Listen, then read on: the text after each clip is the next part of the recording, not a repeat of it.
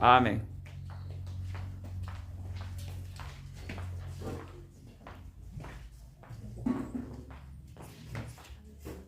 Muy buena tarde, hermanos, tengamos. Gracias a Dios por este día, por esta tarde y por cada momento que nos da. Hermanos, vamos a comenzar con nuestro seminario vespertino de Pilares de la Fe y espero que todos vayan apuntando, vayan siguiendo la lectura de lo que se va citando, ¿verdad? Y apuntando lo que es para Pilares de la Fe y también lo que es para justificación por la fe. ¿Sí, hermanos? Hay un versículo que yo quisiera leer y los dos, gracias a Dios, los repaso hace un momento y veo que son contrarios. No son contrarios, se complementan, ¿verdad? Uno está en el Nuevo Testamento y está, anterior a Pedro. Recordemos que Santiago, Pedro y Juan anduvieron juntos más de una vez, los tres nada más. Y Santiago dice en su capítulo 3, versículo 16, es muy chico el libro de Santiago, al igual que los de Pedro. ¿Podemos buscar en nuestras Biblias, por favor? Naomi. Sí. Ahí atrás también. Santiago 3:16. Sí, cuando lo encuentren me pueden decir, Naomi. Sí, hay una situación muy hermosa en la vida de nosotros. Si nosotros tenemos esa sed del agua de vida, es visible, o sea, lo vamos a saber nosotros, no que lo sepan los demás. Si tenemos ese ánimo de querer conocer más de la palabra de Dios, eso nadie más lo va a saber más que nuestro Señor y uno, y la salvación es personal.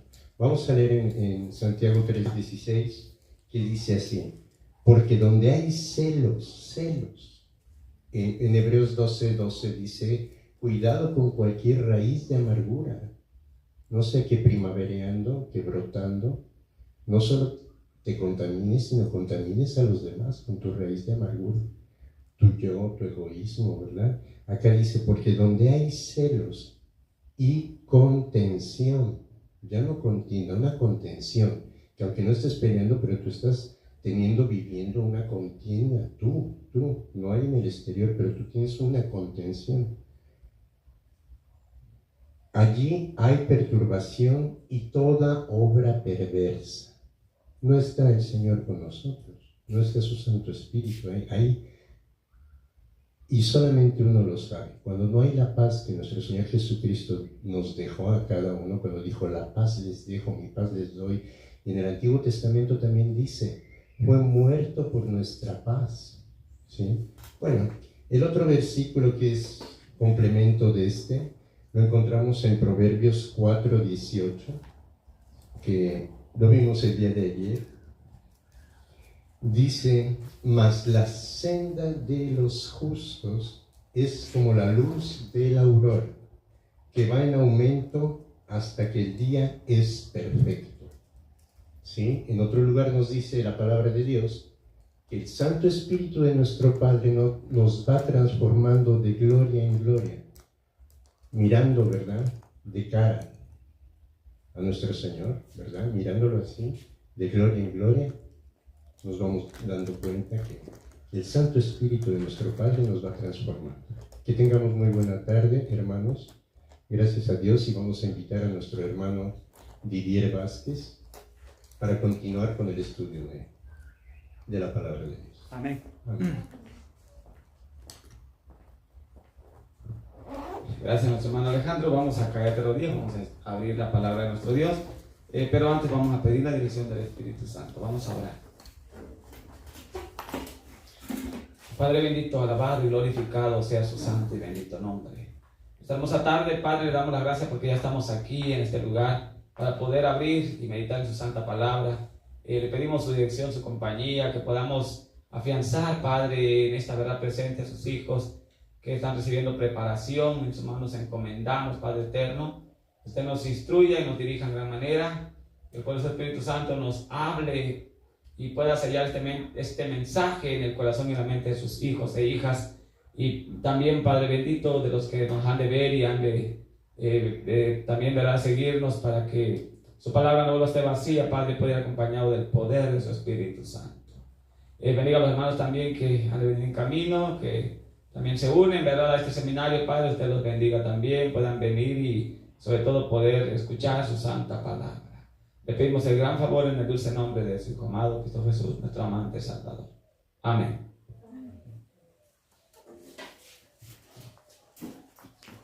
Pues bien, vamos a dar continuidad a este seminario y estamos ya comenzando el tema número 7, de pilares de la fe, ¿verdad? Entonces, hemos estudiado la sabiduría, es Cristo, edificó su iglesia, somos nosotros, si permanecemos en la verdad, labró sus 7 columnas, que son sus 7 doctrinas, ¿verdad? Hemos venido de alguna manera estudiando pilar por pilar. Ya estudiamos el primer pilar, que es la purificación del santuario. También, ¿verdad? Ya estudiamos el siguiente pilar, que es el mensaje del primer ángel. También estudiamos el siguiente pilar, que fue el mensaje del segundo ángel. Y ¿cuál sigue el mensaje del segundo ángel? El tercer ángel. Y ahorita vamos a estudiar el tema del santuario, el templo de Dios. El tema del santuario, miren, también les voy a mencionar, jóvenes, ¿verdad? Generalmente, cuando estudiamos el tema del santuario, pues son muchos temas que se desglosan de allí. El santuario se compone de alguna manera 7 muebles, y a veces nos llevamos más de un tema para explicar mueble por mueble. Y aparte todo lo concerniente a los ornamentos del santuario, cada material que tenía el santuario, la fiesta del santuario que también se unen, que son otros 7 temas más. Pero vamos a tratar de compactar los 7 muebles del santuario en un solo tema. Vamos a tratar de verlo en esta hermosa tarde. Vamos a tratar de si prestan atención y comentan cuando les estoy preguntando, van a hacer que vaya más rápido, porque a veces les pregunto y les pregunto. Si ustedes comentan y están más atentos, vamos a ir un poco más rápido, para que así de esa manera vayamos avanzando. Vamos a tratar de darle un máximo de 10 minutos a cada mueble para que alcancemos a ver todo. Así que prestemos atención, no se distraigan. Ahora, vamos de lleno entonces. Vamos a abrir nuestras Biblias en el libro de Salmos, capítulo 68, versículo 24. Salmos 68, 24. ¿Estamos allí? Salmos 68, 24. Mi hermano, Alejandro, un favor. En la King James, que vi que usted tiene por ahí, me va a leer Salmos 77, 13. También anotemos ahí, jóvenes, Salmos 77, 13. Y de preferencia pongan allí versión King James. ¿Para qué? Lo pueden agregar así, ¿verdad? Para que KJ, pero para que no se les olvide.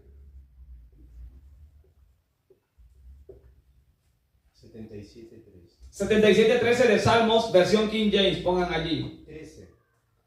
Sí, 13, hermano. Versión King James. ¿Ok? Ahora sí, vamos a leer la que tenemos nosotros. Salmos 68, 24. ¿Qué dice allí? ¿Vieron tus caminos, oh Dios? Perdón, estoy 68, 24. Dice así: ¿vieron tus caminos, oh Dios? Los caminos de mi Dios, de mi Rey, ¿en dónde? A ver, Naomi, ¿dónde? Léemelo.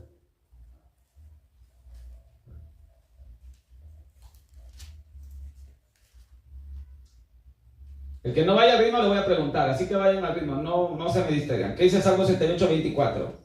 ¿Vieron tus caminos, oh Dios, los caminos de mi Dios, de mi Rey, ¿en dónde? En el santuario. Nosotros sabemos, ¿verdad?, que hay un texto en Jeremías que dice: paraos en los caminos y mirad y preguntad por el buen camino, por las sendas antiguas, cuál es el buen camino, y andad por él, y hallaréis descanso para vuestras almas. Mas dijo el pueblo: no andaremos. Entonces el profeta Jeremías dice que tenemos que preguntar por el buen camino. ¿Decimos amén? Amén. Y el libro de Salmos nos está diciendo que el buen camino, ¿dónde está?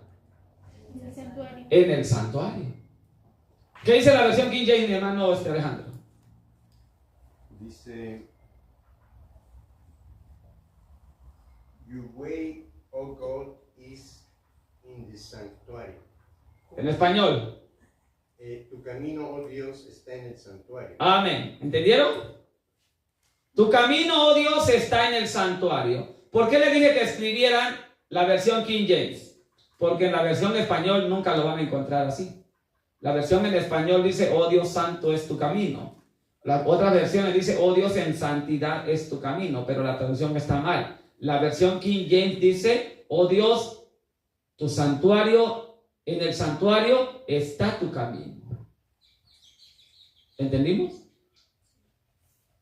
Ahora miren, jóvenes, solamente lo voy a mencionar. Estamos viendo ahorita el contexto, ¿no?, del santuario. Miren, el santuario, recordemos nosotros que cuando el pueblo de Israel venía saliendo de Egipto, la Biblia dice que los egipcios tenían muchos dioses. Es más, cuando el Señor mandó las plagas a Egipto, Dios le dijo a Moisés: voy a enviar plagas a sus dioses, a los dioses de Egipto. Entre ellos adoraban el becerro. Por eso ustedes van a entender que el pueblo de Israel lo primero que hizo cuando ya no estaba el líder es hacer un dios, porque se acostumbraron a adorar así allá. Ahora, entonces, lo que quiero que me entiendan es que lo primero que el Señor hizo para que esa generación olvidara 400 años de creencias erróneas de tantos dioses que les enseñaron allá, el Señor dijo: bueno, ¿cómo le hago para que el pueblo de Israel entienda que no debe adorar el río, el agua? Para que entienda que no debe adorar el piojo, para que entienda que no debe adorar la rana ni el becerro. El Señor entonces lo que hizo fue: bueno, estos aprendieron todo tipo de paganismo. Entonces el Señor lo primero que hizo fue darle la luz del santuario. ¿Entendimos? Y con la luz del santuario, el Señor se proponía enseñarles el verdadero camino. Miren, les voy a mencionar con mis palabras lo que vamos a ver. El santuario, jóvenes, en el santuario ustedes van a encontrar cuál es el verdadero día de adoración. En el santuario ustedes van a encontrar cómo se debe adorar a Dios. En el santuario ustedes van a encontrar a quién se debe adorar. En el santuario ustedes van a encontrar cómo se le debe adorar, cuándo se le debe adorar, por qué se le debe adorar. El santuario también les muestra el tiempo que estamos viviendo. El santuario también les muestra la historia, el presente y el futuro.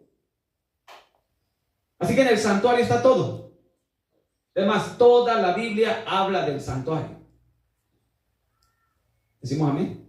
Amén.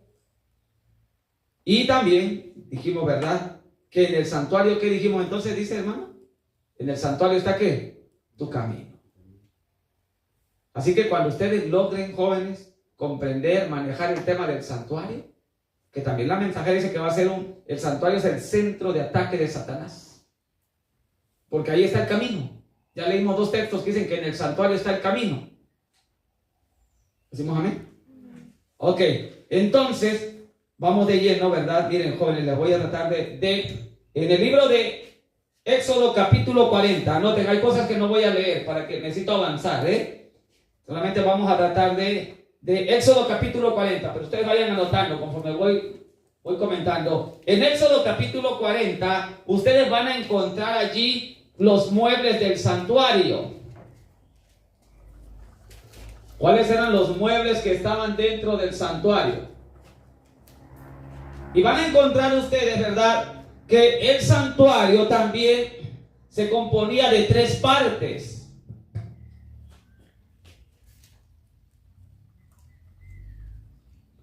El santuario estaba compuesto de 3 partes. ¿Saben cómo se llamaban las tres partes? Atrio, amén. Lugar santo. Ok. Lugar santo y lugar santísimo. Muy bien. Los muebles están allí. La lista de los muebles están en Éxodo 40, pero no lo voy a leer. ¿Cuáles son los muebles que nosotros encontramos en el santuario? Encontramos el primer mueble. No, vamos a empezar del atrio para adentro. Sí, lo podemos llevar de igual de acá para allá. Pero el primero que estaba aquí, porque aquí estaba la puerta de la entrada. Aquí estaba el primer mueble. El altar. El altar del sacrificio o el altar del holocausto. Ajá. Ese era el primer mueble que encontrábamos allí. Después de eso encontrábamos la fuente de bronce, o el lavacro. Ajá. En el atrio. Luego entraban al lugar santísimo y aquí al norte. Sí, lugar santo, gracias, hermano. Aquí al norte estaba una mesa con 12 panes, que se conocía como la mesa de los panes de la proposición. Esto era la mesa de los panes. Un pan de más por acá. Eran 12 panes. La mesa de los panes de la proposición. Al sur estaba lo que nosotros conocemos como el candelero de oro, o el candelabro. Justo antes de entrar al lugar santísimo estaba otro altar que se conocía como el altar del incienso. Muy bien, así me gusta que estén participando para que así avancemos. Y en el lugar santo estaba una urna de oro que tenía tres cosas. Los 10 mandamientos. Tenía el maná, la vara de Aarón. La vara de Aarón que reverdeció, echó flores y los 10 mandamientos. Las tablas del pacto, ¿verdad? ¿Se alcanzan a ver? Ok. Ese era el sexto mueble. El séptimo era uno que estaba encima, una tapita que se conocía como el propiciatorio. Este propiciatorio en sí también estaba conectado con unos ángeles, ¿verdad? De alguna manera soy un poquito malo dibujando, pero la idea es esa, ¿verdad? Bueno, estos eran los ángeles que estaban allí. Ok, y aquí era donde tenían la presencia simbólica, ¿verdad? De la presencia divina, una luz que se conocía como la Santa Shekinah. Bien. Ahora, así era como estaban ubicados los muebles del santuario. La lista de estos muebles, dijimos, lo encontramos en Éxodo capítulo 40. ¿Ok? ¿Entendemos? ¿Podemos avanzar? Bien. Miren, aquí en la entrada, había una cortina que tenía ciertos colores. Ajá. Hermana, Lucy, ¿me presta en su teléfono? Me busca ahí en la carpeta del tema. Entre la carpeta, un tema que se llama Cristo su santuario, creo que se llama. Por favor, hermano. Ok, miren. Dijimos, ¿verdad? Que en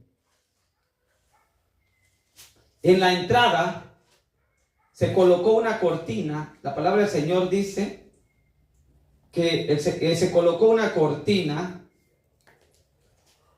con sus respectivos colores.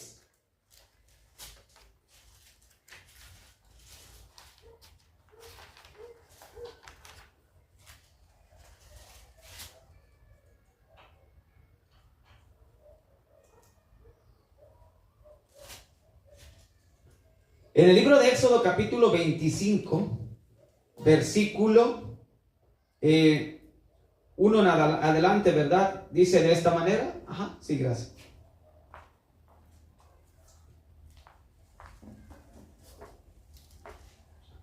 Ahí tenemos en Éxodo, encontramos por primera vez cuando Dios da la orden de construir el arca. Y en Éxodo 26, 36 al 37, anoten allí, Éxodo 26, 36 al 37, encontramos que aquí en la entrada había una cortina con diferentes colores. ¿Qué colores? Anotemos allí en nuestra libreta: color azul, color púrpura, color carmesí, y dice que la cortina era de lino fino, lino torcido. Si voy un poco rápido, espero que vayan ustedes un poquito también más rápido, porque quiero abarcar, tratar de ver todo el tema del santuario. Por eso voy un poquito rápido, ¿ok? Pero creo que vamos a buen ritmo, suficiente para que ustedes vayan conmigo, ¿ok? En Éxodo 26, 36 al 37, leemos, jóvenes, miren que también volteen a ver acá para que entendamos dónde estamos hablando. Aquí en la entrada estaba una cortina con esos colores que acaban de leer allí. Ajá. ¿Qué color era? Repitamos: azul, púrpura, carmesí y lino. Amén. Ahora, anoten ahí en su libreta qué representaba cada color. Color azul, anoten en un versículo, anoten, en una línea anoten color azul. Lo encontramos en Números, capítulo 15, versículo 38 al 40. Vamos a Números. Vamos a ver qué representaba el color azul. Dice así, 15, 38 al 40. Habla a los hijos de Israel y diles que se hagan franjas en los bordes de sus vestidos por sus generaciones, y pongan en cada franja de los bordes un cordón de azul. El Señor le dijo que Moisés le dijera al pueblo que se hicieran en sus vestidos, dice que llevaran una franja de color azul. Y os servirá de franja. ¿Para qué servía ese color azul? Para que cuando lo veáis, os acordéis de qué? De todos los mandamientos de Jehová, para ponerlos por obra. ¿Decimos amén? Amén. Así que cuando ustedes ven el color azul, ¿qué es lo que se les debe venir a la mente? Los 10 mandamientos. Miren, hay muchos textos. La Biblia explica que por eso el cielo es color azul. Salmo dice: los cielos declararán su justicia. Pero no voy a ahondar ahí, porque solamente les estoy dando un texto para poder avanzar, ¿ok? Ya tienen ustedes solamente una base. El azul representa la ley de Dios. Por eso es que el uniforme de los policías es color azul, porque están resguardando la ley de la nación. Por eso es que cuando ustedes leen también en Éxodo 24, dice que cuando Moisés subió al monte Sinaí y los ancianos iban con él, dice que debajo de los pies de Dios había un embaldosado de zafiro semejante al cielo cuando está sereno, cuando está azul, despejado. Entonces el azul nos recuerda la ley de Dios. Ajá, avanzamos entonces. Bien, estamos dando un texto nada más para poder ir avanzando. Ahora, otra de los colores de la cortina era el color carmesí. ¿Saben cuál es el color carmesí? El color rojo. Miren, en la Biblia, este colorcito tiene varios, dependiendo del idioma donde se escribió, aparece como bermejo. Cuando ustedes leen el color bermejo, es el color rojo. Aparece como escarlata, es el color rojo. Carmesí, color rojo. ¿Ok? Ahora, entonces les decía, ¿el rojo qué representa?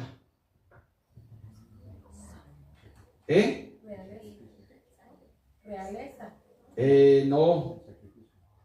Vamos a Isaías capítulo 1, versículo 18. Venid luego, dice Jehová, y estemos a cuenta.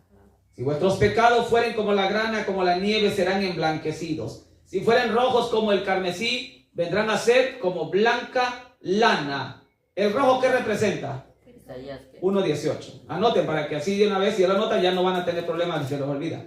Ajá. Ok. Por eso anoten primero. Le digo, primero lo que van a hacer es anotar. Si no alcanzan a buscarlo, no se preocupen, pero ya lo tienen anotado.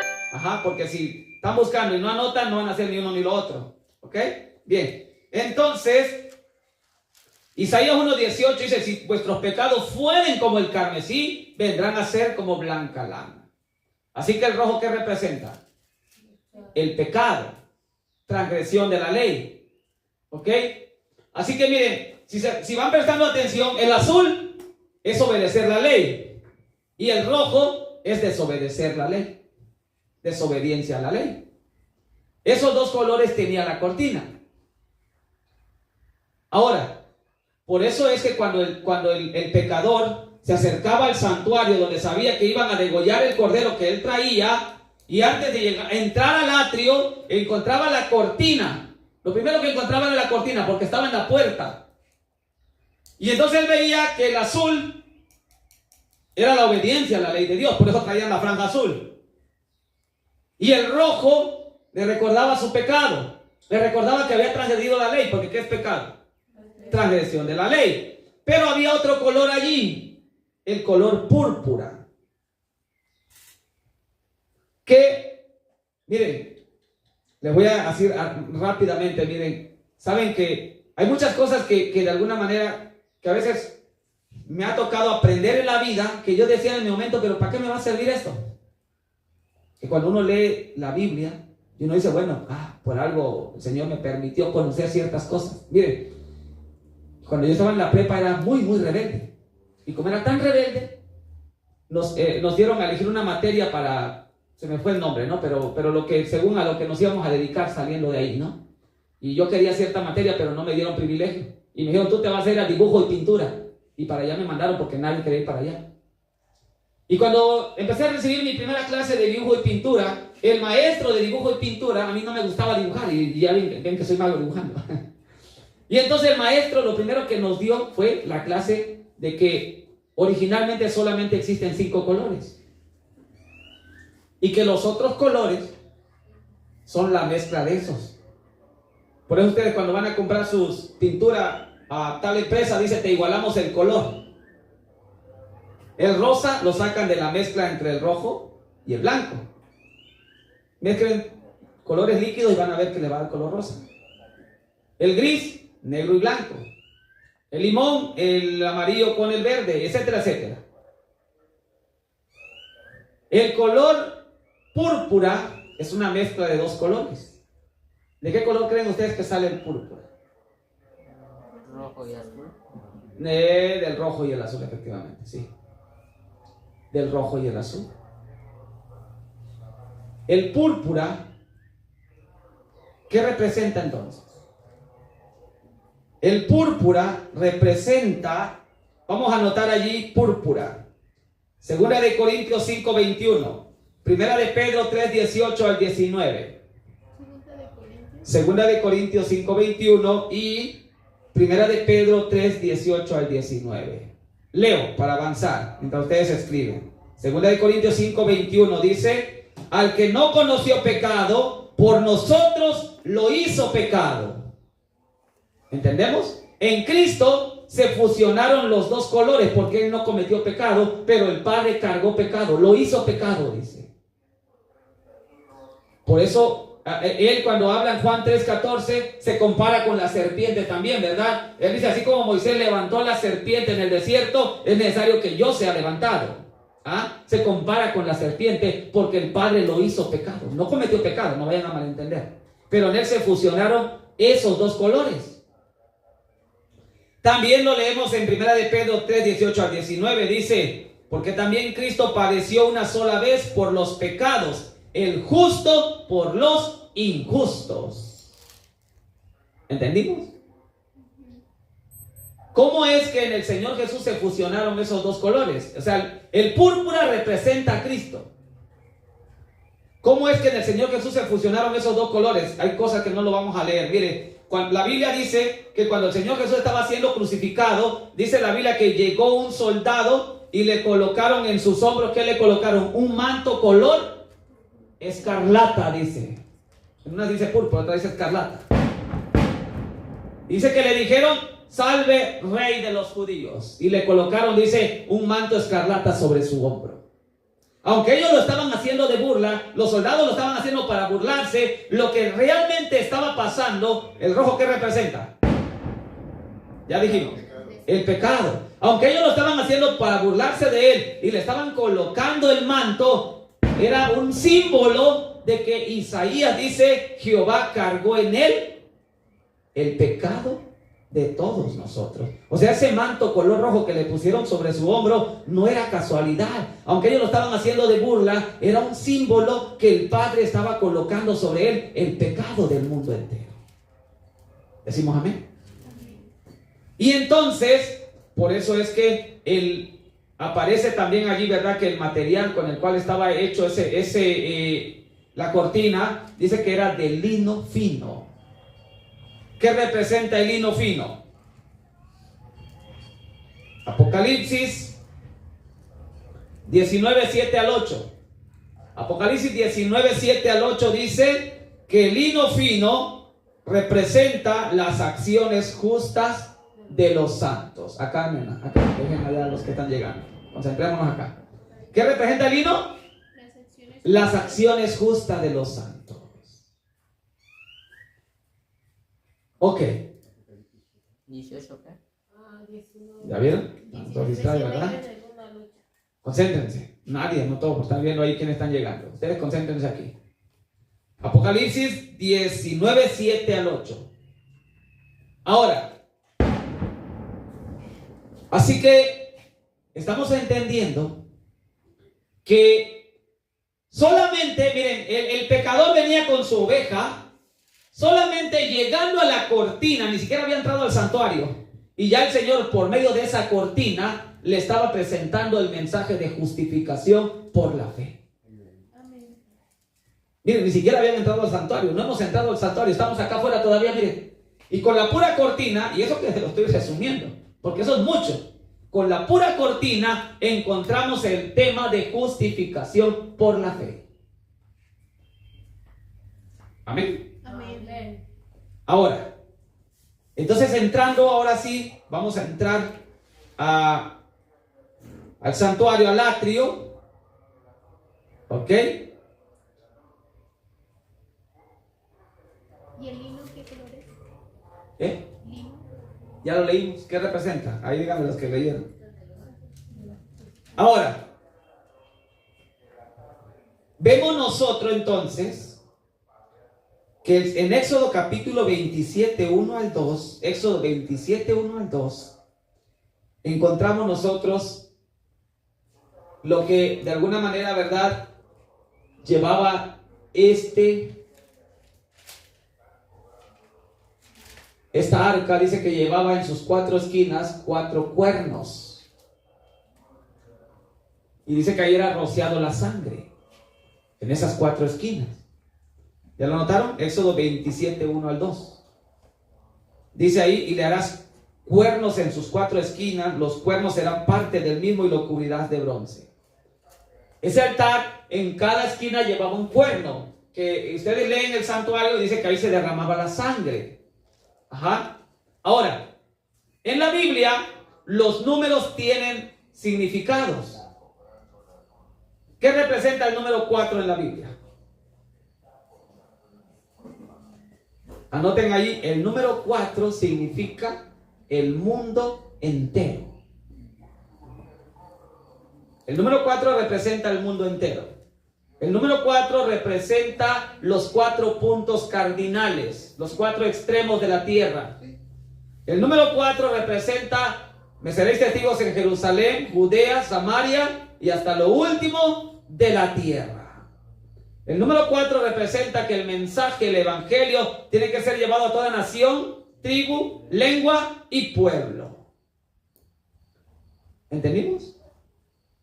¿Por qué la sangre era rociada en las 4 esquinas? Voy a usar otro color. La sangre era rociada en las 4 esquinas porque lo que el Señor estaba anunciando o diciendo era que el evangelio tenía que ser llevado a toda nación, tribu, lengua y pueblo. Por eso era rociado en las 4 esquinas. Ajá. Porque daba a entender, ¿verdad?, de alguna manera, que el evangelio tenía que ir a Jerusalén, Judea, Samaria y hasta lo último de la tierra. Será predicado el evangelio del reino a los 4 puntos cardinales, a todas las naciones, y entonces vendrá el fin. Ajá. El número 4 representaba el mundo entero. Juan 3:16. De tal manera amó Dios, que dice, al mundo. Por eso le dije que representa al mundo entero. Lo que estamos leyendo ahí, jóvenes, hermanos, es que la muerte del Señor Jesús no solamente era para la nación judía, no solamente era para una nación, no solamente era para una denominación, para una iglesia, porque Dios no hace excepción de ¿qué? De personas. Estudiamos que el Señor Jesús dijo, el que a mí viene, no le echo fuera. Entonces, con solo el santuario, el Señor le estaba enseñando al pueblo de Israel que el evangelio era para el mundo entero, para Rahab la ramera, para Ruth la moabita, para Naamán el sirio, para esa mujer de Sarepta de Sidón, para este centurión, para Cornelio, para etcétera, etcétera. ¿Decimos amén? Amén. Entonces por eso tenía que ser derramado en las 4 esquinas, para que el pueblo entendiera que el evangelio no era exclusivamente de ellos. De tal manera amó Dios al mundo. Ahora, sigue diciendo la palabra de nuestro Dios, dice así,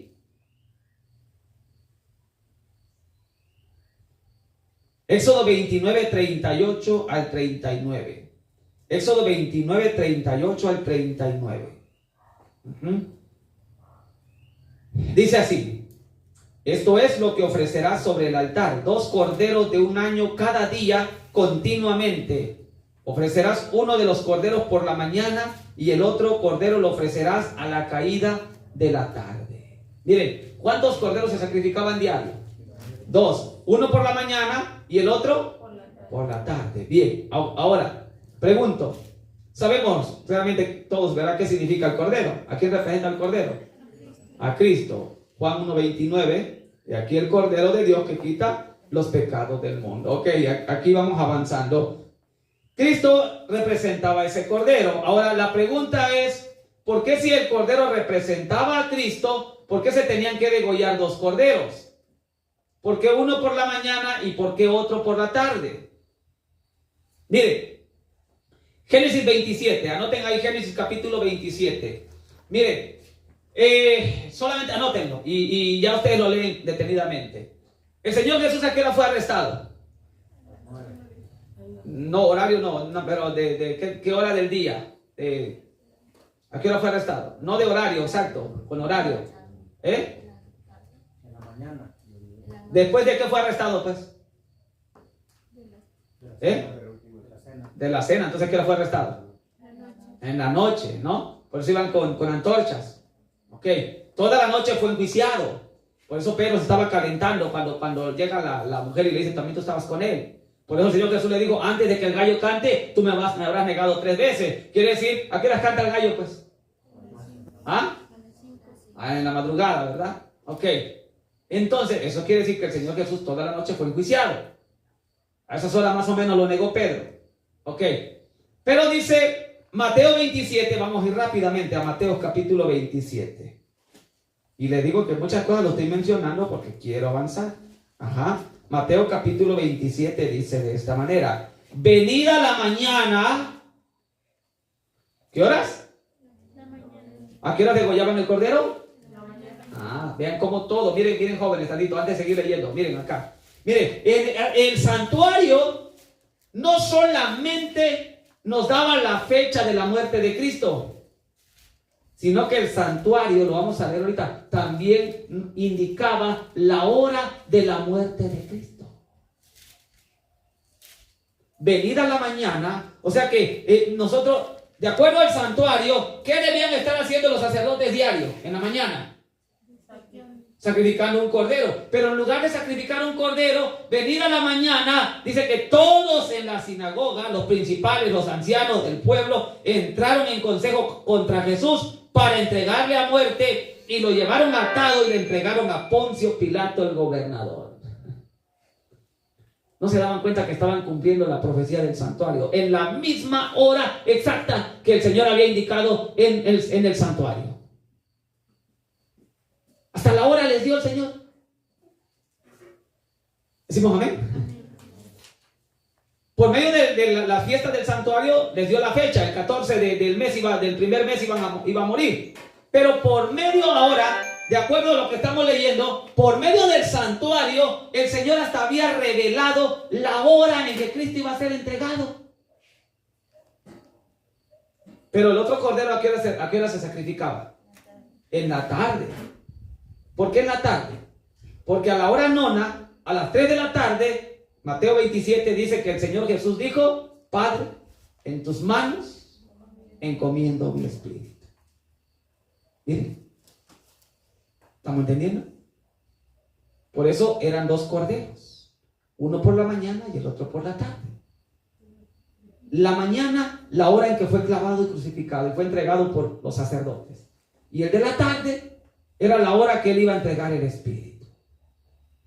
Miren, por eso dice la Biblia en el libro de Salmos: en el santuario está tu camino.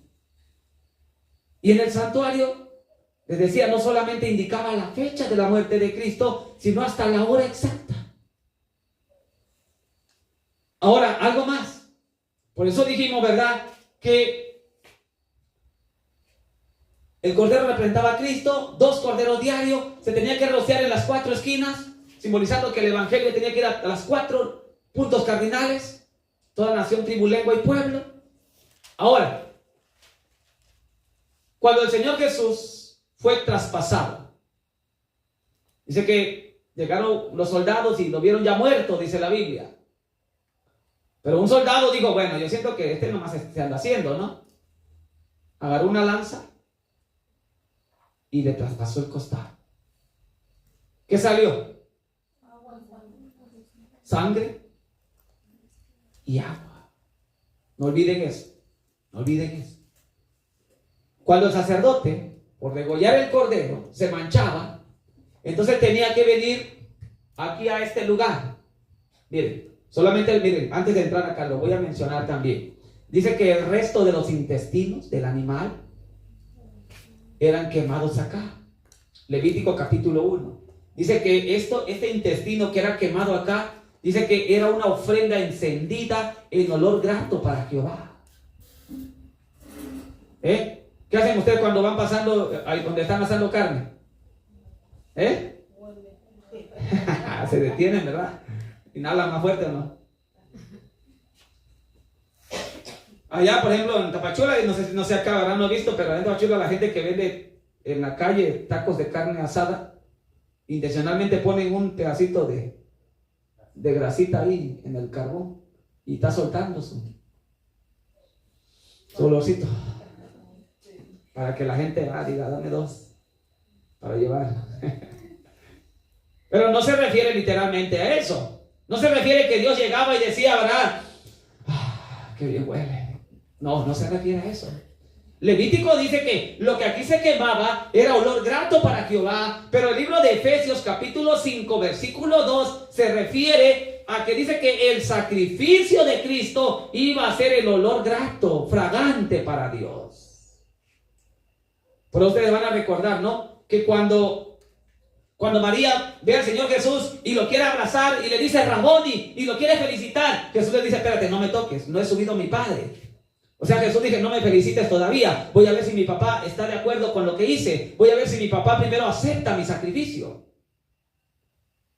Y entonces Efesios dice capítulo 5 que cuando Cristo llega, se presentan de su Padre y el Padre lo felicita y dice: este es mi Hijo amado en el cual mi alma se complace. Y entonces dice Efesios que el Padre le dijo: hijo, buen trabajo. Por eso dice que eso representaba el sacrificio, no lo fragante. Entonces el sacerdote pasaba acá y entonces dice que se tenía que lavar. ¿Por qué se tenía que lavar? Y dice la Biblia que si no se lavaba, el sacerdote corría el riesgo de morir. Para que no muera. Vamos a leer aquí un texto bíblico. Vamos a entrar al siguiente mobiliario. El altar del sacrificio. ¿Ok? Ya vimos entonces el altar del sacrificio, ¿verdad? Vamos a entrar a a la fuente de bronce o el lavacro. ¿Ok? Lo encontramos en Éxodo. Vamos al libro de Éxodo.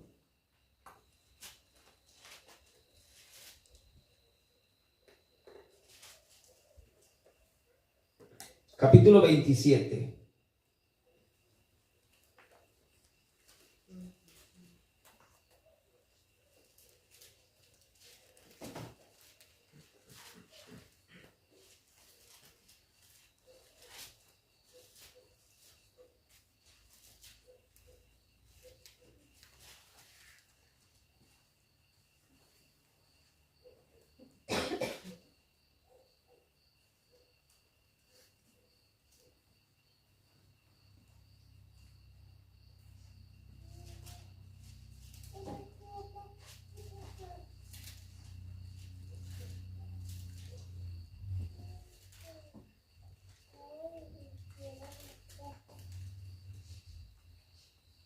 A ver, no es 17. A ver. A ver si alguien, a ver, así es. 30, 17 en adelante, al 20. 30, 17 al 20. Dice así de esta manera. Habló más Jehová a Moisés diciendo: harás también una fuente de bronce con su base de bronce para lavar, y la colocarás entre el tabernáculo de reunión y el altar, y pondrás en ella agua. Y de ella se lavarán Aarón y sus hijos las manos y los pies. Cuando entren en el tabernáculo de reunión se lavarán con agua para que no mueran. Pregunto, ¿qué pasaba si el sacerdote quería entrar a este departamento, al lugar santo, sin lavarse? Tenía que morir. Ahora, ¿qué representa el acto de lavarse? Vamos al libro de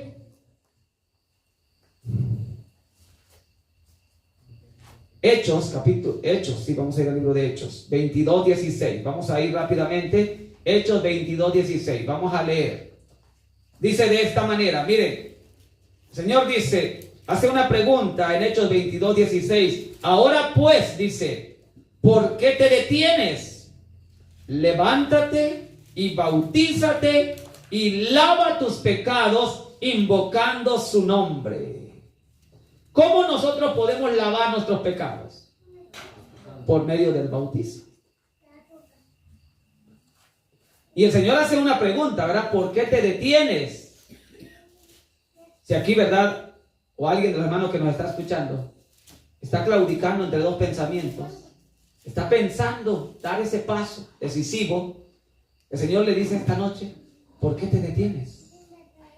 Levántate, dice, y bautízate y lava tus pecados invocando su nombre.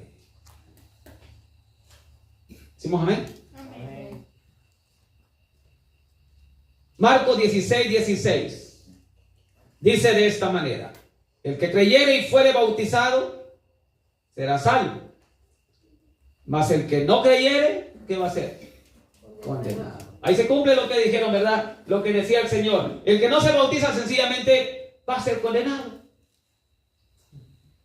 El que creyere y fuere bautizado será salvo. Ahora, miren,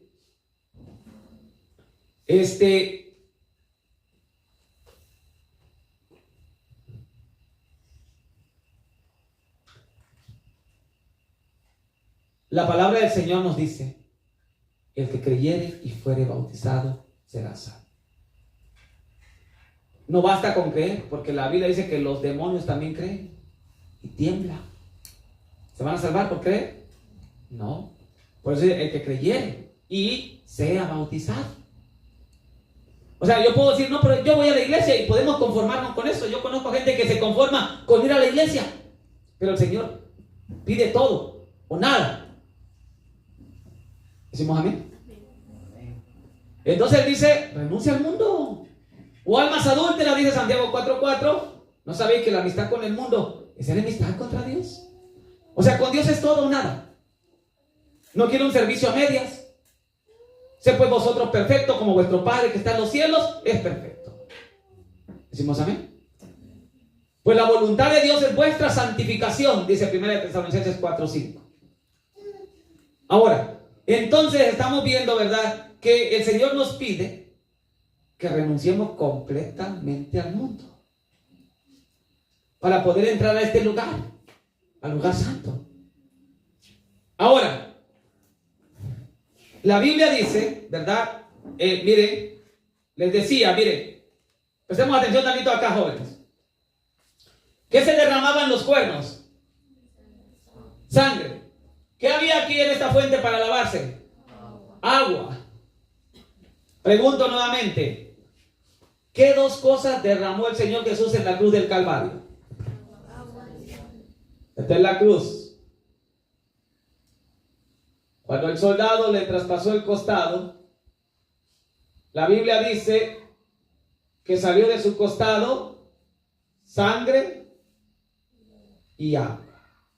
Los dos elementos que habían en el santuario, en el atrio. ¿Entendimos? Entonces, la muerte del Señor Jesús representaba su ministerio que estaba profetizado en los muebles del santuario, exclusivamente en el atrio. El atrio representaba entonces el ministerio de Jesús aquí en la tierra. Por eso lo leíamos en la mañana, ¿verdad? Que el Señor dijo en Juan 5:46, si creyeses a Moisés, me creerías a mí, porque de mí escribió él. ¿En dónde? En todo. Lo leíamos en la mañana, pero también en el santuario. Sangre y agua. Y esos dos elementos representan vida. Por eso nosotros leemos que cuando leemos Génesis 9:4, cuando Dios le dio permiso al hombre de comer carne, le dijo, pero carne con su vida, que es su sangre, no comerás. ¿Ah? ¿Dónde está la vida del ser vivo? En la sangre. ¿Qué está buscando el ser humano allá en el planeta Marte? ¿Por qué están mandando allá según naves? ¿Qué es lo que están buscando? ¿Oro? ¿Plata? ¿Diamante? El ser humano está buscando agua. Porque si hay agua, ¿hay qué? Hay vida. El Señor Jesús le dijo a la mujer samaritana, el que beba del agua que yo le daré, será en él un agua que salte para vida, ¿qué? Eterna. Entonces el agua es símbolo de ¿qué también? De vida. Tanto la sangre es vida, representa vida, como el agua también representa vida. Entonces cuando el Señor Jesús en la cruz del Calvario derramó sangre, Él estaba cumpliendo ese dicho cuando dijo, yo he venido para que tengan vida y para que tengan en abundancia. Decimos amén. Ahora, la palabra del Señor dice Éxodo 38:8. Vamos a Éxodo 38:8. Dice de esta manera, también hizo la fuente de bronce. La fuente, estamos en el candelabro. También hizo la fuente de bronce y su base de bronce de los espejos de las mujeres que velaban a la puerta del tabernáculo de reunión. ¿De qué estaba hecho la base de la fuente? De espejos. Siempre ha habido mujeres que van cargando sus espejos, ¿no? Y el Señor le dijo a Moisés, mira, a esas mujeres vanidosas, pídele sus espejos. Y de ahí vas a hacer la base de la fuente de bronce. ¿Qué representa el espejo? Vamos a Santiago capítulo 1, versículo 23 en adelante. Santiago capítulo 1, versículo 23 dice de esta manera: porque si alguno es oidor de la palabra, pero no hacedor de ella, este es semejante al hombre que considera en un espejo su rostro natural. Porque él se considera a sí mismo y se va y luego olvida cómo era. Mas el que mira atentamente en la perfecta ley de la libertad. ¿A qué compara el apóstol Santiago el espejo? A la ley. El apóstol Santiago compara el espejo a la ley. ¿El espejo para qué te sirve? ¿Para limpiarte? ¿El espejo te limpia? No, ¿para qué te sirve el espejo? ¿Para ver qué? Ah, exactamente, para ver tus defectos. Mira, tienes lagaña, mira, te manchaste, mira, te tiznaste. El espejo solamente sirve para mostrarte tus defectos. ¿La ley para qué sirve? Romanos 7:7, exactamente lo mismo, para mostrarte tus defectos. ¿Entendimos? Ahora, Gálatas 3:24 nos dice que la ley es nuestro ayo para llevarnos a Cristo. Por eso es que la fuente estaba hecho de espejos, para que cuando el sacerdote se viniera a lavar, dijera, bueno, aquí me manché de sangre, aquí también estoy manchado. Bueno, el sacerdote, por eso la fuente tenía que tener espejo, para que el sacerdote se viera dónde tenía que lavarse, cómo estaba. Y el agua servía para limpiarse. Y también sabemos que el agua también es un símbolo de Cristo. Lo dice 1 Corintios capítulo 10, versículo 4.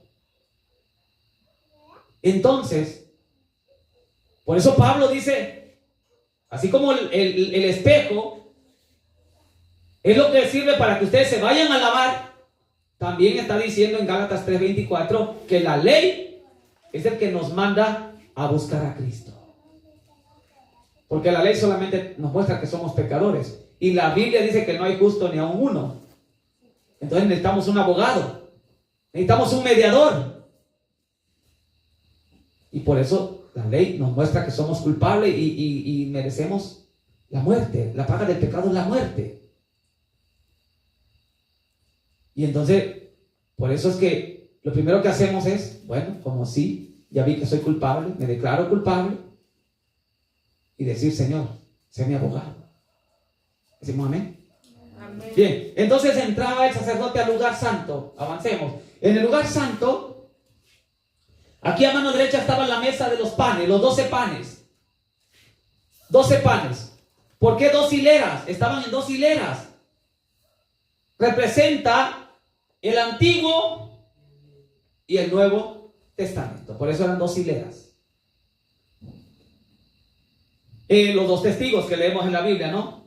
En Apocalipsis habla de 2 testigos. Los 2 ungidos que dice Zacarías. Ahora, 2 hileras, pero en total eran 12 panes. Representan en el Antiguo Testamento los 12 patriarcas y en el Nuevo Testamento los 12 apóstoles. Que en el libro Hechos de los Apóstoles, capítulo 2, la mensajera del Señor dice que representa los 12 tipos de caracteres que hay en la iglesia. Se enseña allá en el mundo que son 4 tipos de caracteres: sanguíneo, colérico, etcétera, etcétera. Pero no, eso es invento. El Espíritu de Profecía y la Biblia nos enseña que en la iglesia hay 12 tipos de caracteres. Representan las 12 piedras que hemos venido estudiando, que el Señor está edificando su iglesia. Y que aunque no pensemos igual y aunque no estemos de acuerdo, tenemos que aprender a soportarnos en amor los unos a los otros. Amén. ¿Decimos amén? Amén. Miren, ¿alguien ha hecho algún muro de piedra? Cuando se hace un muro de piedra, miren, así un pequeño paréntesis. Cuando hacen un muro de bloc no pasa nada, todos tienen la misma forma y fácil, avanzas. Pero cuando estás haciendo un muro de piedra, tienes que ver, bueno, aquí como que no embona, no queda bien, se va a caer, se va a resbalar, está muy grande, entonces, y le va buscando lado, bueno, para que no se caiga. Así pasa. O sea, como que diciendo, no, es que la hermana le veo que tiene un carácter muy feo, pero tengo que encontrar un lado bueno. Y la hermana igual, yo veo que el hermano Idiel como que, pero también tiene algo de bueno. ¿Sí me explico? Y así se va formando la iglesia. Pero nosotros no somos así. Tantito me quedó viendo mal y hago mi grupo aparte porque me ofendió. Que porque no hicieron lo que yo dije y al rato ya hago mi grupo porque no era así lo que yo quería que hicieran. Por eso hay tantas divisiones. Porque no estamos siendo edificados para morada de Dios en el Espíritu. La Biblia dice seguir la paz con todos y la santidad sin la cual, nadie verá al Señor. Dice seguir la paz con todos. No nada más con el que esté de acuerdo contigo. No nada más con el que votó por ti. No nada más con el que te llevas bien. ¿Entendimos? Los apóstoles todo el tiempo andaban peleando. Pero se dividieron. No. Ahora, entendemos nosotros, ¿verdad? Que dijimos que eran 12 panes. Sabemos qué representa el pan, ¿verdad? En Juan capítulo 6, el Señor Jesús dijo: yo soy el pan que descendió del cielo. ¿Decimos amén? Pero también el Señor Jesús dijo, y lo hemos venido estudiando, Deuteronomio 8:3 dijo: no solo de pan vivirá el hombre, sino de toda palabra que sale de la boca de Dios. ¿Qué más representa estos panes? Aparte de Cristo, ¿qué más representa? ¿Ah? La palabra de Dios. ¿Por qué? No hay contradicción, porque también el Señor Jesús lo estudiamos en la mañana. Dijo, el Señor Jesús dijo: las escrituras hablan ¿de qué? De mí. Y estudiamos en la mañana que cada versículo habla de Cristo, cada línea de la Biblia habla de Cristo, cada palabra habla de Cristo, cada símbolo habla de Cristo. Todos los profetas hablaron de Cristo. Amén. De Cristo es la Biblia. Ok, ahora, el pan representa a Cristo. Pregunto algo más. ¿Cada cuánto se cambiaba el pan? Amén, cada sábado. Vamos a leerlo. Miren, vamos al libro de Levítico 24, capítulo 5 al 8. Levítico 24, 5 al 8. Anoten allí. Levítico 24, 5 al 8. Vamos a ver cada cuánto se cambiaba el pan. Por eso les decía que aún en el santuario ustedes van a encontrar qué día se debe de adorar. Miren qué dice aquí. Vamos a Levítico 24, 5 al 8. Tomarás flor de harina y cocerás de ella 12 tortas. Cada torta será de 2 décimas de efa. Versículo 8. Cada sábado lo pondrá continuamente en orden delante de Jehová en nombre de los hijos de Israel como pacto perpetuo. Amén. Si el pan representa la palabra de Dios, el Señor dice: cada sábado lo van a cambiar. Ojo con esto, no vayan a pensar que cada sábado van a leer nada más. No, no está diciendo eso. El comer es como cuando comen, es diario. La Biblia nos habla, y vamos a ver más adelante, que es diario. El estudio de la palabra es diario. Entonces, ¿qué se refiere cuando dice que cada sábado cambiaban el pan? Mire, el Señor Jesús, ¿qué día entró en la sinagoga a leer? Según Lucas, era sábado. Mire, para entender este ejemplo, vamos a ir al libro de Hechos de los Apóstoles, capítulo 13, 42 al 44. Vamos rápidamente a Hechos 13, 42 al 44. Dice de esta manera. Dice así. Hechos 13, 42. Dice, bueno, el contexto nos dice que ellos llegaron un día sábado. Vamos a leer el 14 primero. Éxodo 13, 14. Ellos, pasando de Perge, llegaron a Antioquía de Pisidia y entraron en la sinagoga un día sábado y se sentaron. Prestemos atención, versículo 42. Cuando salieron ellos de la sinagoga de los judíos, atención, los gentiles les rogaron que el siguiente sábado les hablaran de estas cosas. ¿Qué dijeron los gentiles? Que les hablaran más. ¿Cuándo? El siguiente sábado. El Señor Jesús ya había muerto, ya había ascendido. ¿Por qué no los gentiles dijeron: mañana va a haber escuela dominical, ahí vienen a compartir el pan? O así dijeron. O dijeron: mañana va a haber misa y ahí vienen a compartir el pan. O así dijeron. No, ¿verdad? Dijeron: el siguiente sábado. Porque ¿cada cuánto se cambiaba el pan? Cada sábado. Ahora dice: y el siguiente sábado se juntó casi toda la ciudad para oír palabra de Dios. Por eso el pan se cambiaba cada sábado. Malaquías 3:17. Vamos a anotar Malaquías 3:17, cómo funciona este asunto. Miren, Malaquías 3:17 dice de esta manera, ¿no? Para que no vayan a malentender que solamente cada sábado se va a leer la Biblia. Malaquías 3:17 dice así. Es 3:16, perdón. Entonces los que temían a Jehová hablaron cada uno a su compañero, y Jehová escuchó y oyó, y fue escrito el libro de memoria delante de él para los que temen a Jehová y para los que piensan en su nombre. Cuando dice aquí, entonces los que temían a Jehová hablaron cada uno a sus compañeros. ¿Qué quiere decir? Vamos a suponer que en esta iglesia, vamos a suponer que se reúnen todos los que están acá. Y este sábado que pasó le tocó predicar a la hermana Lucy.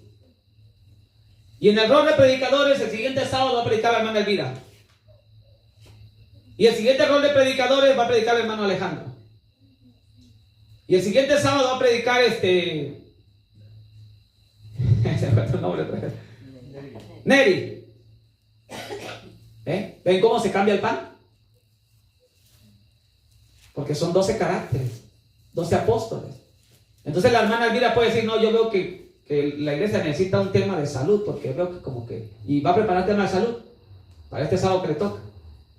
Pero el hermano Alejandro va a decir, no, yo veo que como que la iglesia necesita más fe y voy a preparar un tema que hable de fe. Pero Nelly va a decir, no, yo voy a dar un mensaje para jóvenes. Se va cambiando el pan. O sea, otra cosa es lo que estás haciendo en tu casa, eso es lo que Dios te va enseñando y vas aprendiendo. Pero los sábados se van cambiando los panes, ¿sí me explico?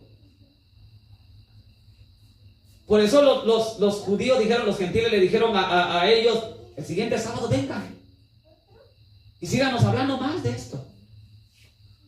O sea, en el santuario también encontramos cuál es el día de adoración, el día que se comparte el pan, el día que se reunían a partir del pan. Ahora, el pan espiritual, no el pan físico. Tenemos acá el candelero de oro. Avancemos, vamos al candelero de oro. Tenía 7 brazos. ¿Entendimos? 7 brazos. Ok. La palabra del Señor dice en el libro de Éxodo, vamos a Éxodo capítulo 37, si no estoy mal. Es que a veces aquí no me aparece el capítulo, solamente el puro versículo. Pero vamos al candelero de oro. Éxodo capítulo 25, versículo 31 en adelante. Ahí tenemos el candelero. Ustedes lo van a encontrar del 31 al 39, ¿ok? La descripción del candelero. Dice así, versículo 37, le hará 7 lamparillas. Versículo 37, ¿lo tenemos? 25, 37 de Éxodo.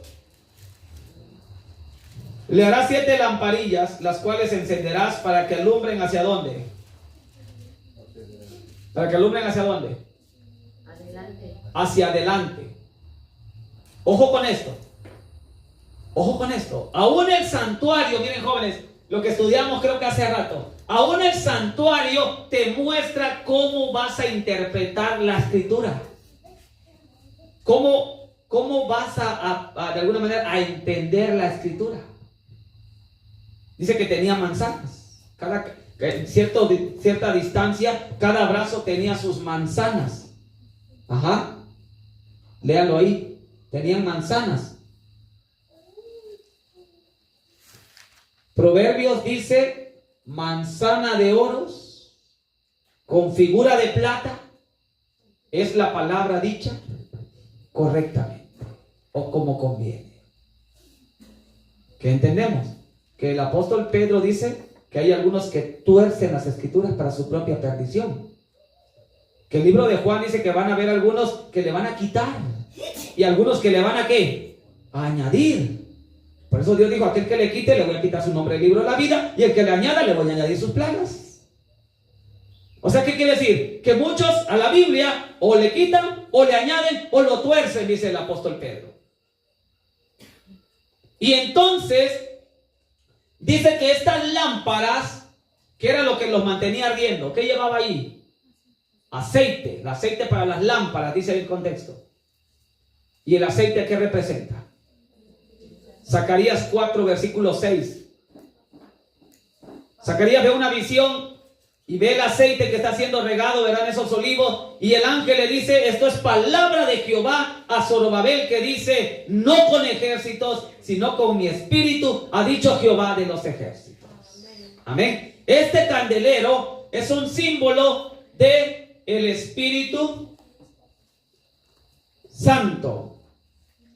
¿Decimos amén? ¿Por qué tenía 7 brazos? ¿Por qué 7 brazos?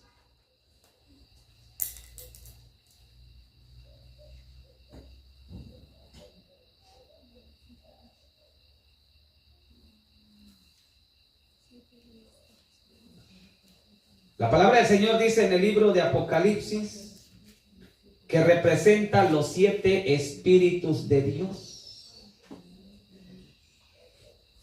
Capítulo 5, si no estoy mal, vamos a ir rápidamente para allá, ¿ver? Apocalipsis capítulo 5. A ver si estoy bien acá.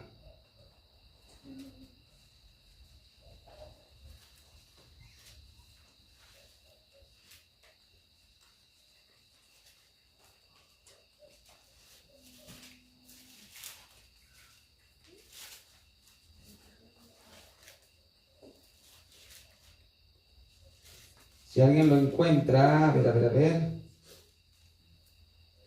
Déjame ver si está acá.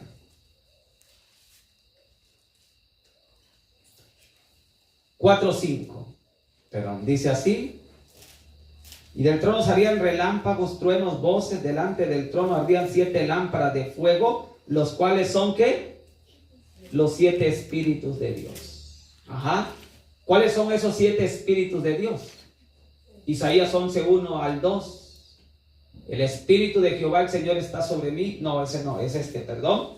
Saldrá una vara del tronco de Isaí y un vástago retoñará de sus raíces y reposará sobre él el espíritu de Jehová, con mayúscula, espíritu de sabiduría, espíritu de consejo, espíritu de inteligencia, espíritu de poder y de temor a Jehová.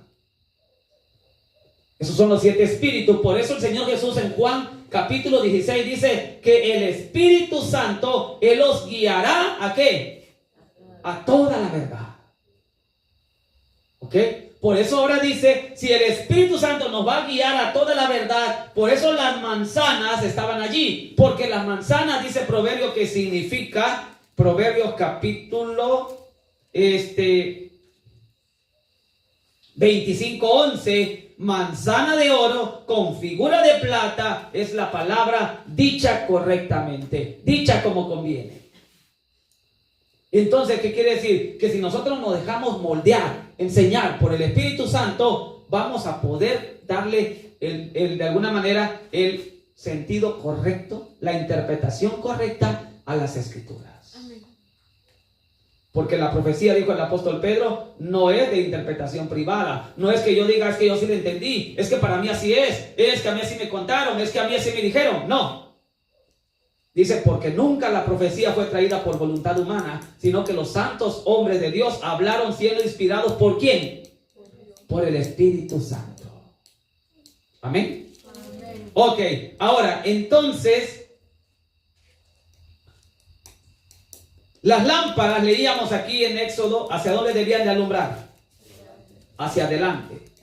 Versículo 37, las lámparas debían de alumbrar hacia adelante. Pregunto, cuando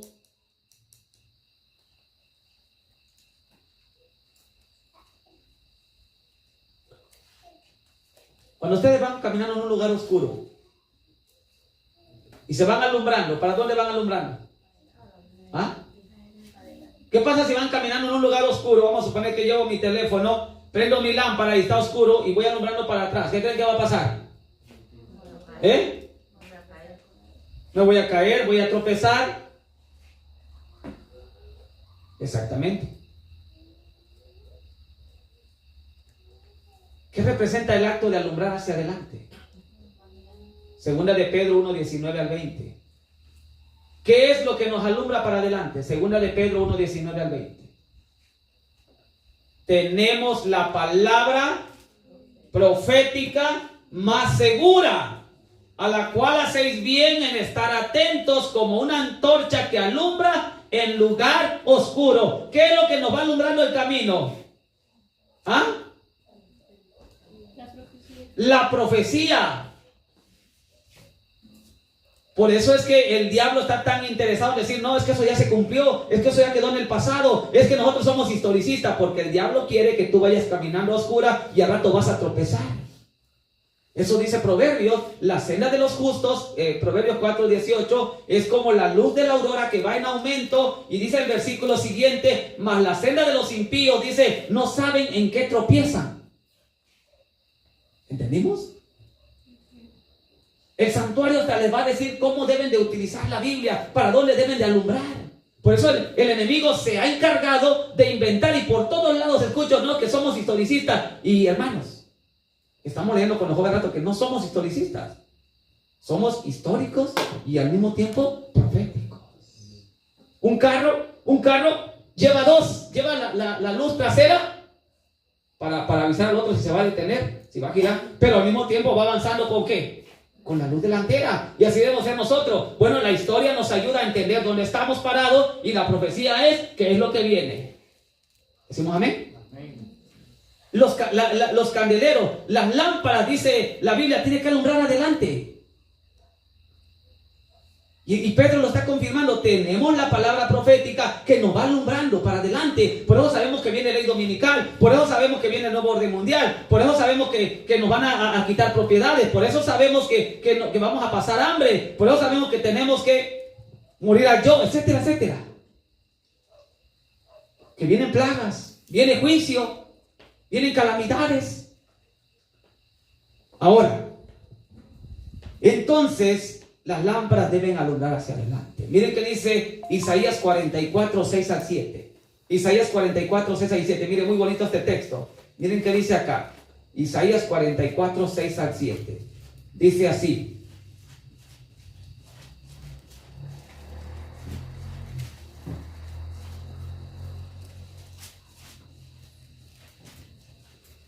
Hace una pregunta al Señor muy interesante. Dice de esta manera: así dice Jehová, Rey de Israel y su Redentor, Jehová de los ejércitos: yo soy el primero, yo soy el último, y fuera de mí no hay Dios. 7. Hace preguntas. ¿Quién proclamará lo venidero? Lo declarará y lo pondrá en orden delante de mí, como hago yo desde que establecí el mundo antiguo. Y ahora viene la orden: anúncienles lo que viene y lo que está por venir. Amén. El Señor no dijo anuncien lo que ya pasó, o así dijo, ¿no? ¿O dijo anuncien lo que está pasando? No, ¿verdad? ¿Qué dice Isaías? Nuestra labor como iglesia es anunciar lo que viene y lo que está por venir.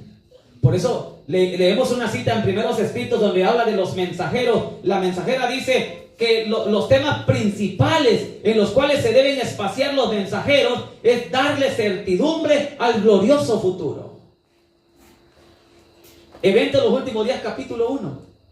Evento de los últimos días, capítulo 1. La mensajera del Señor dice que Dios siempre advirtió antes, como dice, creo que es Amós, ¿no? Amós, donde dice 4:6, si no estoy mal. ¿No hará nada Jehová el Señor? 3:7 de Amós, ya. Sin que revele su secreto a sus siervos los profetas. No hará nada Jehová el Señor sin que revele su secreto a sus siervos los profetas. ¿Cuándo lo va a revelar? ¿Cuando ya está pasando o antes que pase? ¿Ah? ¿Ustedes creen que Dios le dijo a Noé: mira, Noé, vas a predicar que venía un diluvio cuando ya estaba lloviendo? ¿Cuándo Dios le dijo que hiciera Noé el arca? ¿Cuando estaba nublado? ¿Cuando ya estaban los rayos? Le dio 120 años para hacerlo y para predicarlo y para advertir. Y entonces el Señor se anuncia en lo que viene. A Noé le dijo: mira, viene diluvio, y anuncia. A Lot le dijo: viene fuego, y anuncia. A los discípulos le dijeron: viene destrucción de Jerusalén, y sálganse. Evento de los últimos días, capítulo 1, léanlo. La mensajera dice: así también ahora hemos sido advertidos del juicio que está por caer. Por eso dice Isaías: ¿quién va a proclamar lo venidero? Y saben, jóvenes, miren, hay una cita muy contundente, que le voy a decir de esa manera, ¿no? Hecha por tierra. Por eso dice la mensajera: no hay un argumento que el diablo invente que Dios no haya dejado un escrito para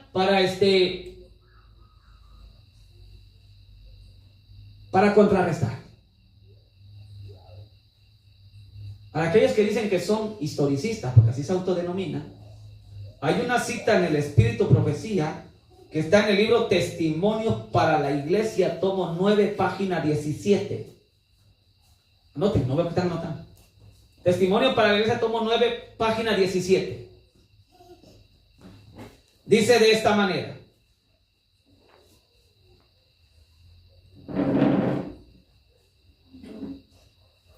Testimonio para la iglesia, página 17.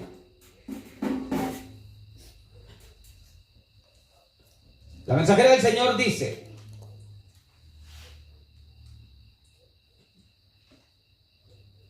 vamos a esperar. Miren qué dice la mensajera. Esto va para aquellos que quieren ser historicistas, ¿verdad? Dice la mensajera: vamos a esperar que las profecías se cumplan para hablar de ellas. Porque eso dicen los historicistas. Nosotros no podemos hablar a futuro. Tenemos que esperar primero que se cumpla y entonces sí vamos a ir predicando, porque somos historicistas. La mensajera dice: ¿vas a esperar que las profecías se cumplan antes de hablar de ellas? Dice: ¿de qué servirán tus palabras? Dice: ¿de qué servirán nuestras palabras? Dice: ¿vas a esperar, dice otra vez, que las profecías se cumplan para anunciarlas? ¿Dónde está la fe entonces en la palabra de Dios? Dice. Es como que Noé le hubiera dicho: mira, Noé, viene diluvio. Y Noé hubiera dicho: pero ¿será que viene realmente? ¿Será que se va a cumplir? ¿Será que...? Y Noé hubiera esperado: no, pero vamos a esperar que se nuble para hacer el arca. Por eso dice Hebreos: por la fe Noé construyó el arca. Le dieron un mensaje y dijo: no sé. Y créanme, Noé la tenía difícil. Porque Noé, miren, como muchos hoy en día, miren, vean cómo el diablo repite. Por lo digo, que el que no conoce la historia está condenado a ¿qué? A repetirla. Miren, Dios le dijo a Noé: mira, Noé, viene diluvio. Y punto, hace el arca y predica que viene diluvio. Y por otro lado, la mensajera del Señor dice, lean Patriarcas y Profetas, que habían pastores, habían ministros que predicaban y decían: Noé, es imposible que llueva.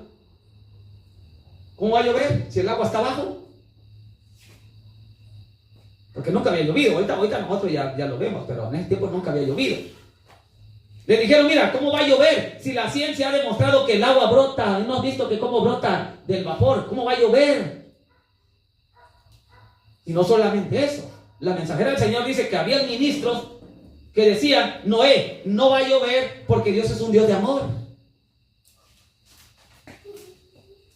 Jehová es demasiado misericordioso para castigar a su pueblo. Jehová ni hará bien ni hará mal. ¿Sí me explico? O sea, por un lado Dios le dijo a Noé: viene diluvio y predica y prepárate. Y por otro lado le decía: Noé, no va a llover. Y entonces Noé, y lo mismo pasa hoy en día. El Señor dice: vienen juicios, viene esto. Estudien las profecías. Y por otro lado el diablo dice: no, ¿para qué? Si ya se cumplió. Ya no viene nada, ya no te preocupes. Y he conocido hermanos que me han dicho, un día un hermano me estaba cortando el cabello.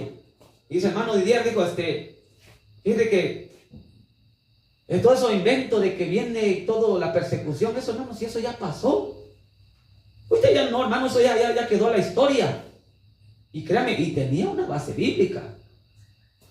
Según él, pues, en su manera de pensar. Y él decía: mire, hermano, la Biblia dice: inmediatamente después de la tribulación de aquellos días, el sol se oscurecerá. Mire, dice Conflicto de los Siglos que el sol se oscureció en 1780. Eso quiere decir que la tribulación también ya pasó. Porque dice: después de la tribulación, el sol se oscurecerá. Y si el sol se oscureció en 1780, quiere decir que ya pasó la tribulación. Así que, ¿qué tribulación está esperando usted? ¿Se imagina? Y si yo no estudio y no estoy afianzado, como dice aquí, no estoy alumbrando para adelante, pues al rato me la voy a creer. Y créanme, este hermano ya está en el mundo. Ya está en el mundo. Y ya lo vi bebiendo licor. Sin profecía, ¿qué dice la Biblia? ¿El pueblo qué? Se desenfrena. Pues el hermano, ¿de qué se preocupa? Si dice: bueno, ya pasó el peligro, ya puedo bajar la guardia, comamos y bebamos. ¿Entendimos cómo funciona el asunto?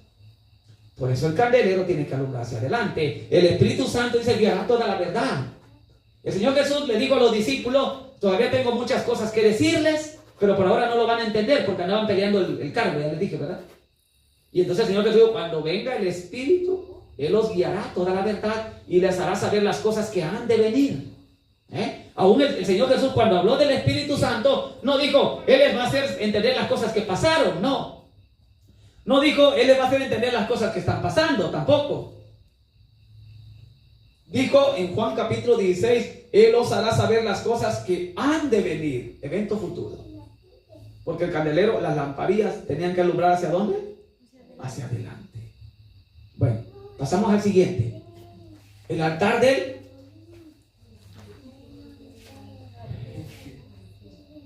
incienso. También se ofrecían cada mañana y cada tarde. Cada mañana y cada tarde. ¿Qué representaba? Hermano, ¿me puede? Porque aquí ya como que no sé en qué me metí, que ya no me abrió la diapositiva. A ver, vamos entonces al altar del incienso. En el libro de Salmos, vamos a ir al libro de Salmos rápidamente.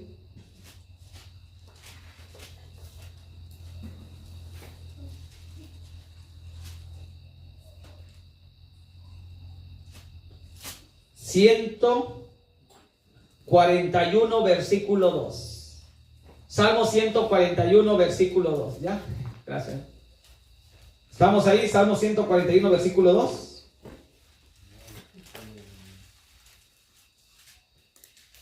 Dice así: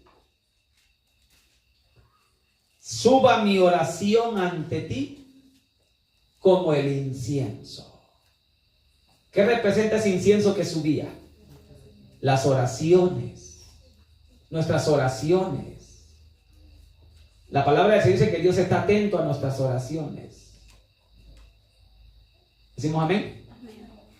Ahora, en el libro de Apocalipsis capítulo 8, vamos a Apocalipsis capítulo 8. Miren, vamos a leer otro texto muy parecido. Apocalipsis capítulo 8, versículo 3. Rápidamente, Apocalipsis capítulo 8, versículo 3.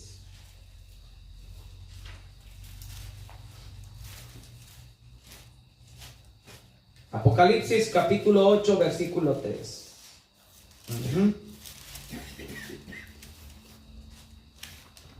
Dice de esta manera. ¿Ya estamos? Otro ángel vino entonces y se paró ante el altar con un incensario de oro. Escuchen qué dice ahora. Y se le dio mucho incienso para añadirlo a las oraciones de todos los santos sobre el altar de oro que estaban delante del trono. Miren, si prestaron atención, aparentemente hubiera una pequeña contradicción.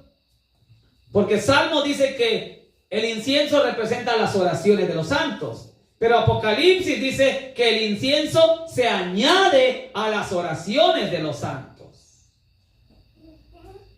Pero en sí no hay ninguna contradicción. ¿Por qué? Porque el Señor Jesús dijo,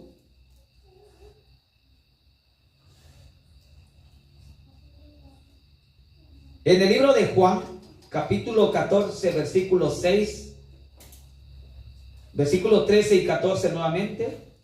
Juan 14, 6, 14, 13 y 14, 14. Vamos a leer. El Señor Jesús dijo: yo soy el camino, la verdad y la vida. ¿Y qué dice?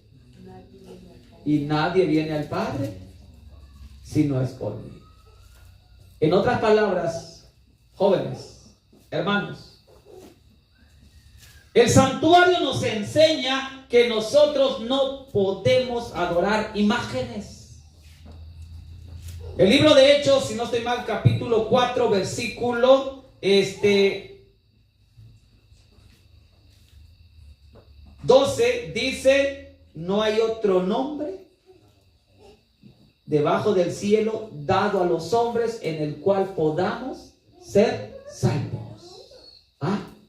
Nada de que San Aquilino, San Ildefonso, San Caralampio, Santo Tomás, que Guadalupe, que nada. En ningún otro hay salvación. ¿Entendimos?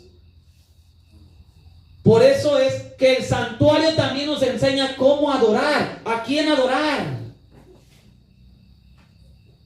El Señor Jesús dijo, todo lo que pidieres al Padre en mi nombre. Ahí se fusionan las dos cosas. O sea, tu oración sube como el incienso, pero Apocalipsis dice que se añade. ¿Qué se añade? La mensajera del Señor dice en Patriarcas y Profetas que lo que se añade es la intercesión de Cristo. ¿Entendimos? Por eso Él dice, todo lo que pides al Padre en mi nombre, lo recibiréis. ¿Por qué? Porque cuando tú lo pides en el nombre de Cristo, Cristo llega ante su Padre y dice, papá, mira, mi sangre, mi sangre, mi sangre. Amén. Porque el libro de Hebreos dice que sin derramamiento de sangre no hay remisión de pecados. Primera de Juan 2:1 dice, hijitos, si alguno hubiere pecado, abogado tenemos para con el Padre, a Jesucristo el justo. Entonces, por eso es que nosotros no podemos llegar al Padre solamente por Cristo. Dice el libro de Primera de Timoteo 2:5, porque hay un solo Dios y un solo mediador entre Dios y los hombres. ¿Quién es? Jesucristo, hombre. Sin derramamiento de sangre, dice Hebreos capítulo 4, no hay remisión de pecado. O sea, en primer lugar, la Biblia dice que los muertos nada saben. Si tú le pides a un difunto, a un muerto, para empezar está durmiendo, no te va a escuchar. Y ahora, aparte de eso, ¿verdad? Dice que el único que puede llegar ante el Padre y ofrecer algo por nosotros es el Señor Jesús. Él es el que dice, Padre, mira mis manos, mira mi sangre, mi sangre, mi sangre. Por eso dice el libro de Efesios, lo leíamos en la mañana, la Biblia dice que nosotros somos aceptos en el amado. ¿Qué quiere decir? Somos aceptos en Cristo. Vamos a suponer, ¿verdad? Que la hermana Elvira no me conociera. Pero yo conozco a Neri allá en un evento de jóvenes. Y de repente Neri dijera, hermano, lo voy a invitar a mi casa. Y de repente yo vengo y no está Neri aquí. Y digo, hermana, mire, vengo aquí a pasar la noche. ¿Usted me daría posada, hermano? Primero me interrogaría, ¿verdad? ¿Quién eres? ¿De dónde vienes? Tal vez. Pero si vengo con Neri, vamos a poner, llegamos acá y Neri dice, mamá, mira, encontré un amigo y va a quedar aquí en la noche. Pues la hermana no me preguntaría nada. Porque en automático me está recomendando su hijo. ¿Sí me explico? Así funcionan las cosas en el cielo. Cuando alguien se arrodilla, el Padre le dice a Cristo, hijo, ¿lo conoces? Y Cristo dice, sí. Él me conoció también allá en el cielo, allá en la tierra. Él me reconoció. Por eso el Señor Jesús dijo, aquel que me niegue delante de los hombres, yo también lo negaré delante de mi Padre que está en los cielos. ¿Entendimos cómo funciona? Ese incienso que leemos en Apocalipsis representa la mediación de Cristo, la intercesión de Cristo. Ahora miren, jóvenes, todo esto, Neri, favorito, marca ahí cuántos minutos llevamos ya. 1:33. Ok, vamos a dejar aquí, vamos a dejar pendiente lo del lugar santísimo. ¿Verdad? ¿O quieren que terminemos? A ver, sean sinceros. ¿Le dejamos ahí o faltan 2 muebles todavía?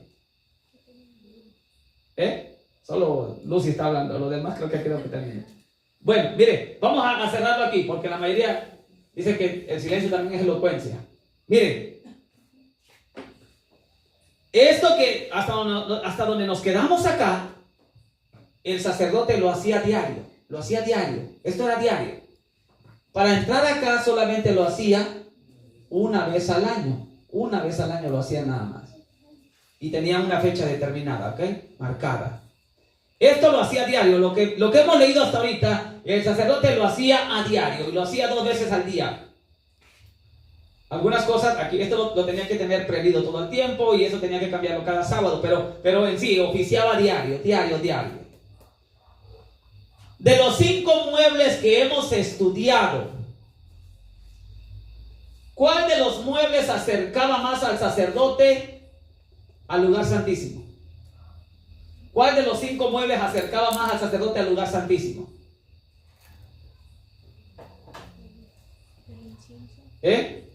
Aquí está dibujado, no se compliquen la vida.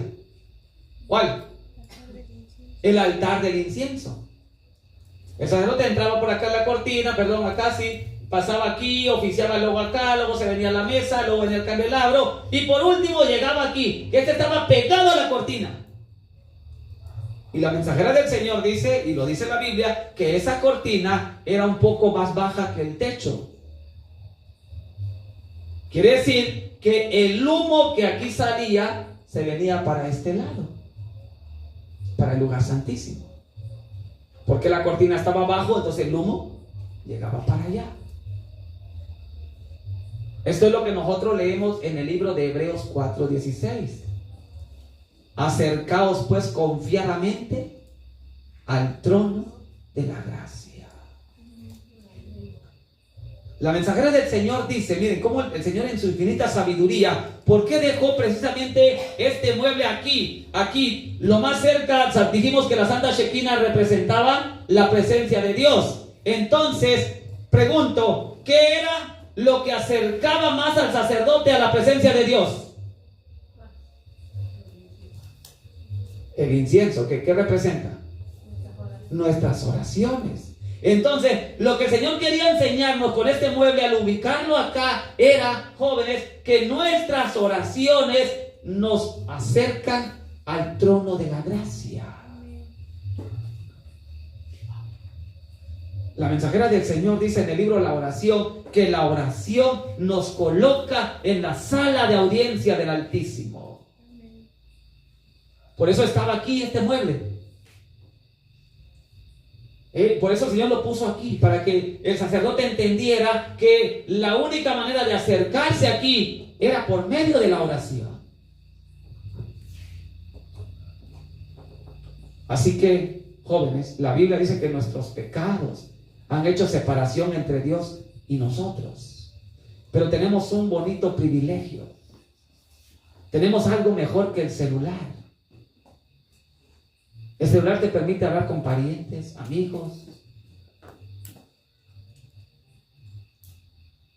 Pero la oración te permite hablar directamente con el Rey de Reyes y Señor de Señores.